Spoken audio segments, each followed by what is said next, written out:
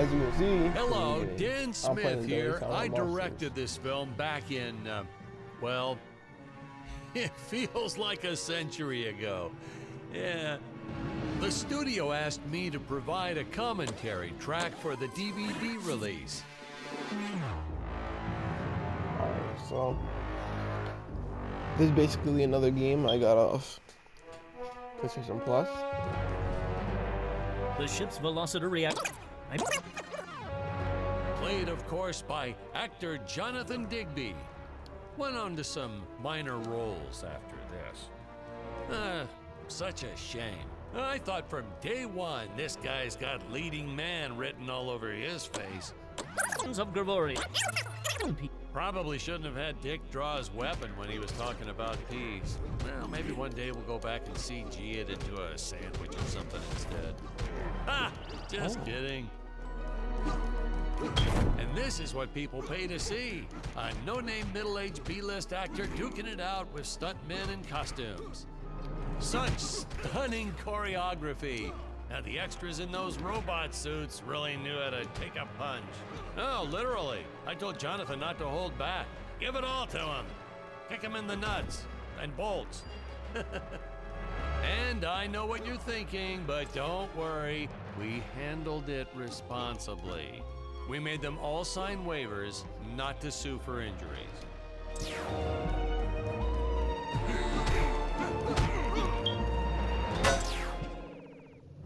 Holy smokes!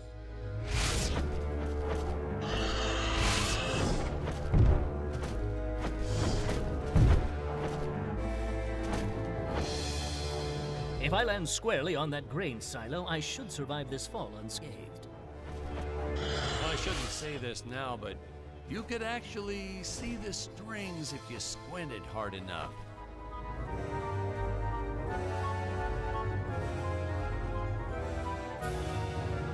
A screenwriting trick from back in the old days. You put a grain silo or some haystacks down and it solves all your gravity-related problems.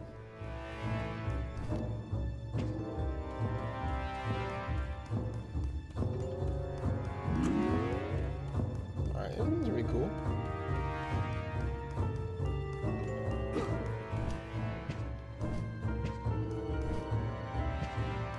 Oh, the dinosaurs.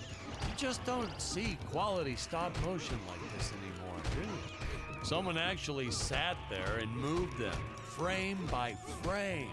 Today, it'd be done with computers, but where's the artistry in that? The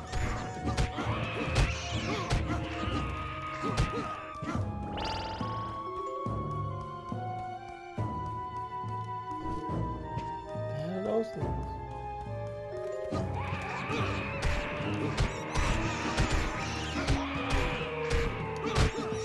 Now, if the trees here look a little plastic, well, it's because they are.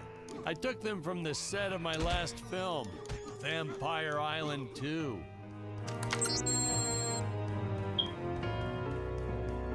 Oh, We wait. got our fair share of nasty letters from scientists complaining about our portrayal of the dinosaurs. Was news to me. Apparently, these stegosauruses weren't meat eaters. Must have preferred shellfish or something. Wow, how do they know? That's what I say.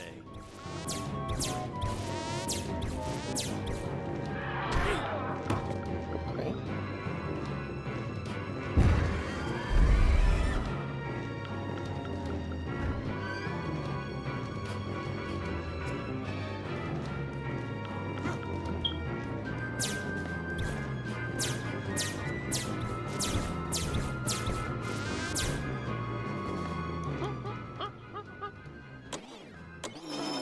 As usual, the local population is defenseless. That's where our hero steps in and saves the day.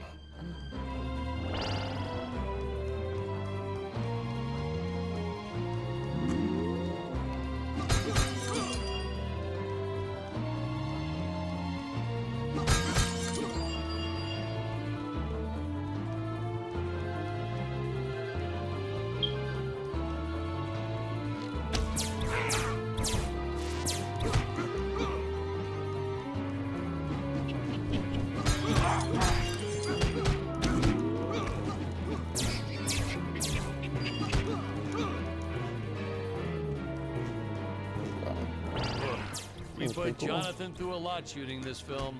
He wasn't the best actor, especially when reacting to getting hit. He's what you call a flincher. So I told the stuntman to really just go to town on him. It's the only way to get an honest performance sometimes. Our props master tried to make the weapons soft, but there's only so much you can do.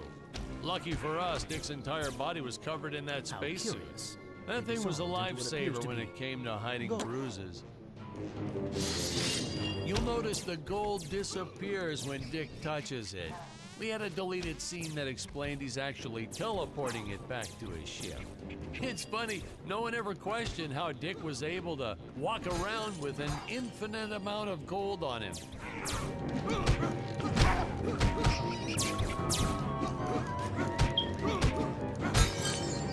You know, a bunch of monkeys.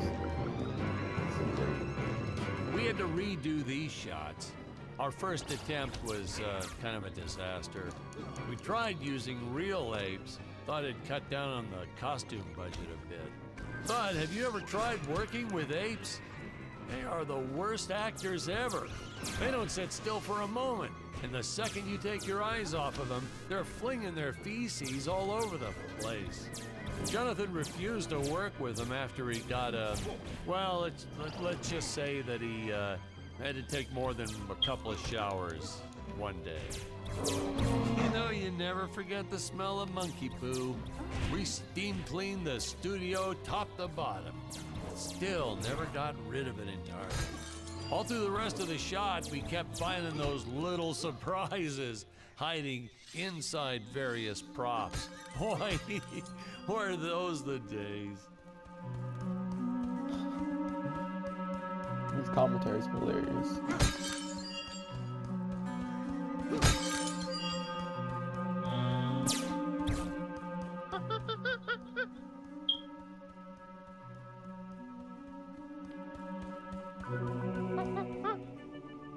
The great Megarilla.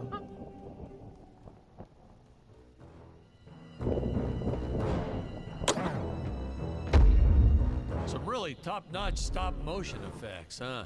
Unfortunately, we skimped on the Dick Starspeed puppet a little. The Earthman is not for you to eat, fiend! Well, this was groundbreaking. We had the woman rescuing the man for once. We were really ahead of our time with this scene, but well, then again, I've always been a progressive. The studio exec didn't seem to get why it was such a big deal, though. Sorry, we don't see this as anything unusual. Ha! Of course! It's unusual. A woman would never save the man. It just doesn't happen. Not in the movies, not in real life. I don't know why we didn't get more recognition for this scene. Well, I guess I was just a little too ahead of my time.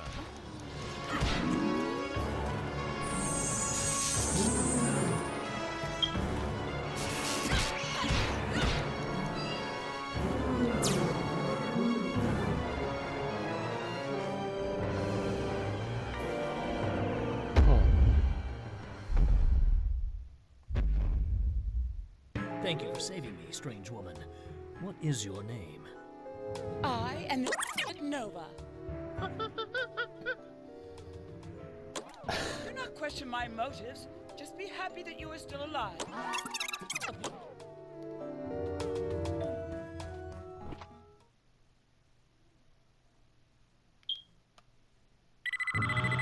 Huh? Where is this place? This is not my father's chambers. You have disobeyed me for the final time, Scarlet. Enjoy an eternity in the Tower of Eternal Solitude.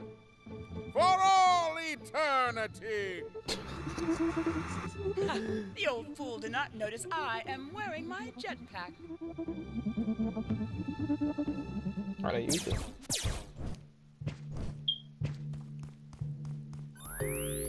Booster usage.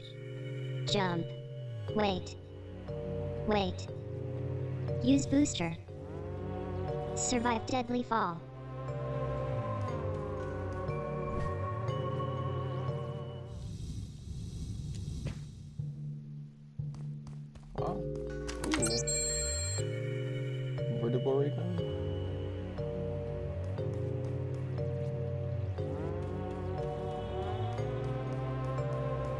Scarlet didn't quite realize she needed to shoot those energy orbs down below.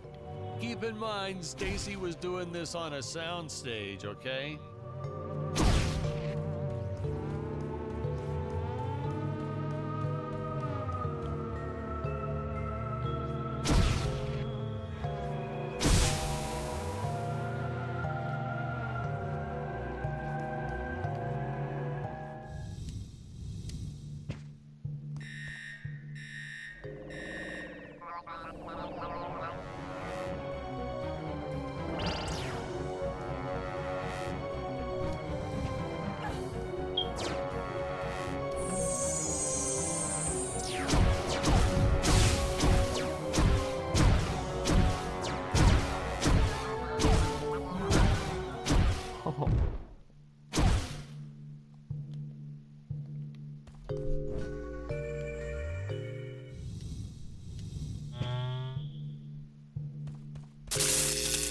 The energy imps. Such a neat effect. We had to paint each movement frame by frame and superimpose it into live footage. We were pulling all-nighters for weeks. Well, when I said we, I meant the artists. I'm pretty much useless if I don't get a solid 10 hours a night.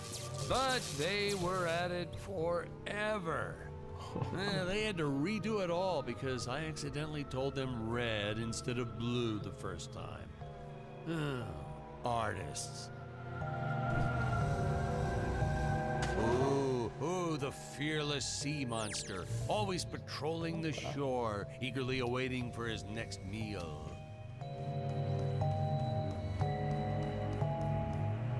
Curses! My father revoked my access to the teleport terminals. I shall only be able to utilize the ones I activate manually.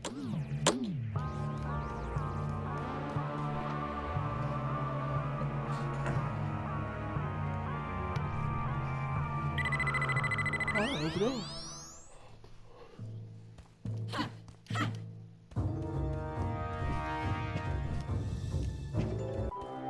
Ah, I knew you would return.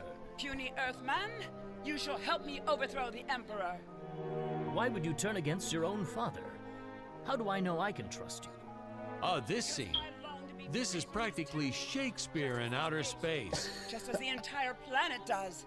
And, huh? Patrick, what's wrong with the video? Sorry, sir. Technical problems. Darn it, we're missing some really good writing here. There. Sorry about that. Well, we just passed right by her big scene. Basically, they agree to work together, but one must stay behind in the sleep chamber at all times. Should I rewind? Never mind. I'll continue from here.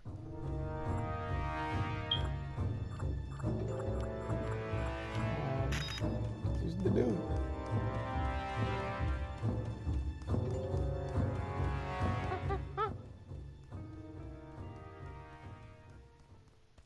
Oh, spoiler alert. Our heroes may or may not find a particular tool that will allow them to destroy those rock barriers later on in the film. Right from the start, our budget was a little tight, even by standards back then. To make do, Tony shot a couple scenes in black and white. Originally, he intended to use it for flashbacks. But then I had to break it to him. Our film doesn't have flashbacks. We almost made it a silent film just to cut costs. I felt it was an absolute necessity we have a T-Rex in this film, but we got this Serato thing instead. Of course, I went through the whole production thinking it was a T-Rex because, really, who can tell the difference anyway?